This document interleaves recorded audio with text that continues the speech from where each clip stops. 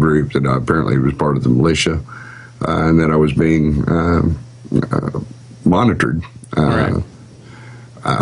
So I did not want to bring any heat down on Charles or BZ or any of the guys that were Hoppy, any of the ones that were really in the forefront of this. So I did curtail as much as I could meetings with them. Mm-hmm. And so you said that in Alex's interview about how people were saying you were in a militia. Was the mode going around at the time, like if you had anything to do with any type of militia movement, you were deemed a suspect, I guess? Is that? To a degree, at least that you didn't hold the same views as what the government viewpoint was on especially the bombing and persons that were behind it. Mm-hmm. And Holland, when did you guys start interviewing Don for the movie, and how has that kind of progressed into, you know, his story fitting into some of the pieces? You know, there's a lot of pieces to this story. How does Don fit into this for you guys in the film?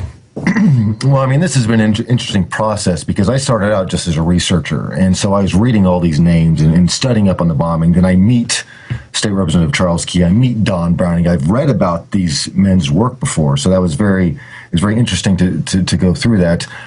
Don Browning, I mean, he took part in the rescue and recovery from day one, from hour one. And he was one of the first to raise questions. He was an Oklahoma City police officer. He's also a former Marine veteran of Vietnam. I'm also a former Marine, so we formed kind of a connection there. But it's, you know, we're dealing with a very, could be called crazy information or something like that. But when you're talking about police officers, state representatives who are presenting evidence that there was something wrong with the bombing, that there was foreknowledge, that there were warnings, that there were other bombs in the building. This is my hometown. It is our duty to try to find out what happened. 168 people were killed in Oklahoma City that we know of. There was an extra leg found in the rubble that no one knows who that leg belongs to. And that person, whoever that was, remains unacknowledged by the official count whatsoever. There are so many unanswered questions. There are so many people who died as a result of this. During the bombing and after, several witnesses have been killed. Terry Yakey, Dr. Plumley, a lot of other people. And we need to find out what happened, because if we don't find out what happened and who ultimately is responsible, it's going to happen again, and it's going to get worse. Yeah, I agree. And the next one, it's not going to be pretty. They've got the infrastructure set up to really come down on anybody who's outspoken against the government for any reason. Yeah, I mean, they just passed the NDAA, where they can detain American citizens in the homeland, which is counted as a battlefield.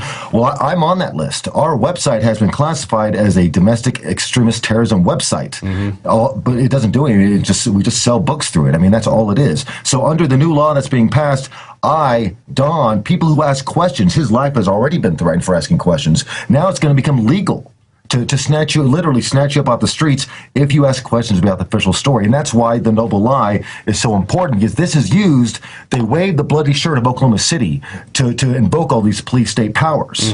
But they don't actually go after the perpetrators, they use it against the American people. Right. The investigation seemed to be the afterthought. What seemed to be more on the forefront was getting this new terrorist legislation passed at the time.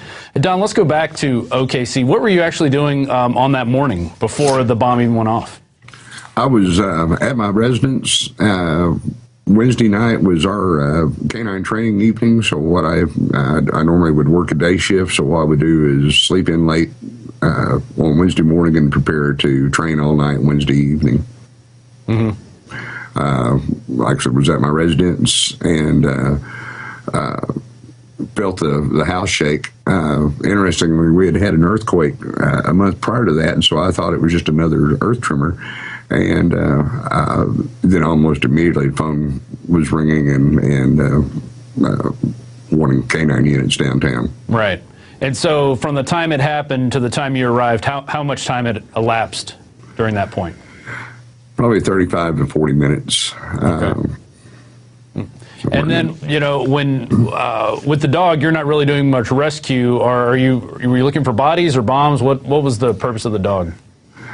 When we first arrived at the scene, of course, I exited the vehicle with the dog, and that very intent was to look for victims.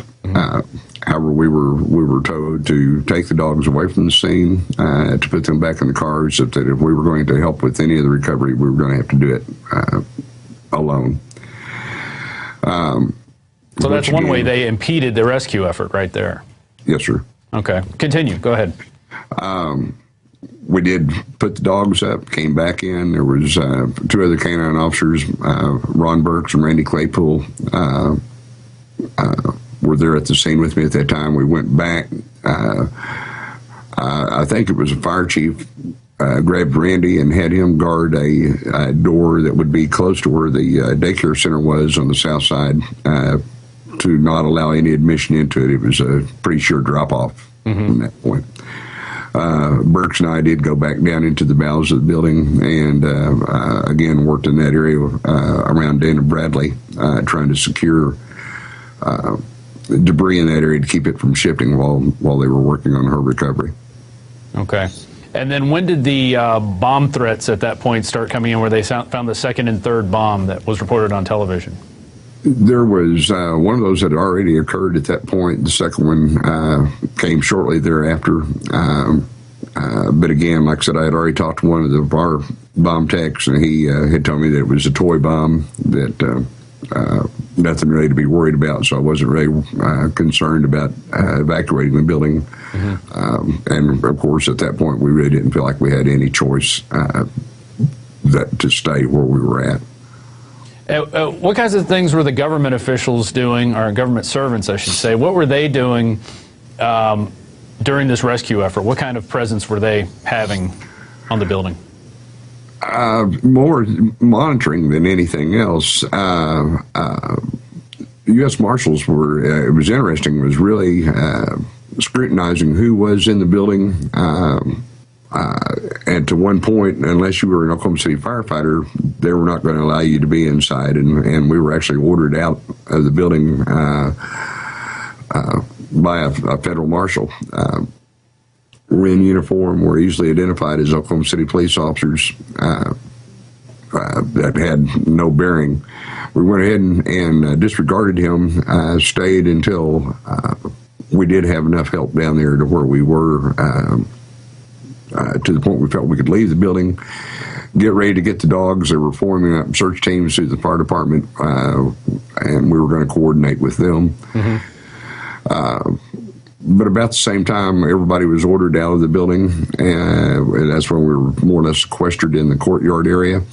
And eventually was told that by a blonde female FBI agent, or at least had an FBI raid jacket on, that until files that were so critical to the government were located, there would be no more recovery performed. And this is while people are bleeding inside the building. They actually stopped the evacuation to recover these documents. Yeah, I remember watching the news footage, the raw news footage that was off VHS tape that was in Alex's film 9/11 Road to Tyranny. And that, probably more than even the 9/11 information, woke me up, because I remember Oklahoma City vividly. I was 15 at the time, and it really, it kind of burned me up after seeing all this footage, and then seeing, it was one truck bomb, no one else was involved, it was one lone nut with an accomplice, and then you go back and actually look at the evidence, and the evidence is, you guys have gone over the evidence. Let's talk about a few things. Let's talk about the surveillance cameras. You guys talked about that on Alex's show. Yes, sir. I was real familiar with the Federal Bureau of the Murrah building because prior to being in the K-9 unit, I was in the motor patrol. If we had dignitary coming into town, such as the president or vice president, we would meet with the Secret Service there in the Murrah building and go over that itinerary. But was in and around that building frequently and saw the cameras that were mounted both on the north and south side, and particularly on the corners of the building. The morning of the bombing, when we were sequestered there in the courtyard, there were FBI agents or men in FBI raid jackets that brought a ladder around, and they were removing not only the cameras and the housings, but actually the wire from the corners of the building and taking the cameras down. So to make it appear like there were no cameras there, or just to take the whole unit out? At the time, I thought they were. I didn't, of course, wasn't really thinking. I was assuming they were just securing evidence. I never dreamed that it would come up to the point that no, they never existed. But and as an afterthought, it may have even been like they were trying to conceal evidence. Yes, sir. Okay. In fact, one of our witnesses, Mike Nations, who lived in the Regency Tower, he observed a couple days or a week before the bombing, Tim McVeigh at a phone booth with another man, a John Doe number 2. Mike went to the FBI and told them about this. Their response was to go down and remove the phone booth from that corner. They actually took out the phone booth in response to Mike saying, I saw McVeigh there. I'm 100% sure it was him, and he had a partner. Wow. And so now if the phone booth doesn't exist, the story doesn't have any corroboration. Exactly. Okay. Interesting. There's also reports of the horse patrols being mobilized. Did you actually see this, Don, when you were on site? No, sir. I saw them on site in talking with friends that was because we officed together between the Canine and the Equine units. We officed in the same building. I was curious how they had gotten there so soon, because they form up with the reserve deputy program and respond as a mutual aid type thing to larger events. And they were all down there that morning. Later, when I actually had a chance to talk, I was curious as to why they came down. And we were just coming down for the day just to work the downtown area, which was not normal for them. They did not form up unless there was a special event. They did not have especially the reserve deputies. Those guys had other jobs besides law enforcement, and they were donating their time. So it was kind of ironic that they were all down there together that morning to do nothing but just ride around downtown Oklahoma City. Right. Did you ever provide testimony to a grand jury or any investigators, or were you even called as a witness at any point? Yes, sir. Did go to the grand jury twice, and then testified against McVeigh and Nichols, both in Denver. Mm-hmm. And what exactly did you testify against Nichols about? Primarily, it was just the aftermath of the bombing itself. And same with McVeigh. Okay. So you never actually saw Timothy McVeigh at the Murrah building? No, sir. No, sir. Well, let's get into the FBI threats. You said they came up and threatened you personally on several occasions. Why don't you describe that for the audience out there who's watching? Yes, sir. At one point, probably 4 to 6 weeks after the actual recovery effort had ended, they set up a mobile communication post, the FBI did, at our Canine Equine Center. They were using our facility pretty frequently, both between the offices and the trailer they had set up. It was not uncommon for one of the newer agents to come through the hallway, and I would be pointed out by one of the other agents that, yeah, that's him there, that's Browning. And then as they were there, in passing in the hallway, I would be told by one or two different agents that I needed to be careful that people like my wife and I ended up dead. That's incredible. Holland, what's your response to that? Well, outrage, honestly. This is the FBI. These are federal investigators. They're supposed to be trying to solve the greatest mass murder at that time in American history. But what they do spend time doing is threatening local police officers, threatening their families' lives. Mm-hmm. And this tells you what their mission, their mission was not to solve the case. Their mission was to cover up what actually happened. It was not to bring those who were responsible to justice. And to do so, to preserve their own position, they're threatening good men's lives and their family. That tells you the nature of what is going on here. And let's just go over some of their evidence cover-up that you guys go over in the movie. Let's go over a laundry list. What did the FBI do to really thwart the investigation?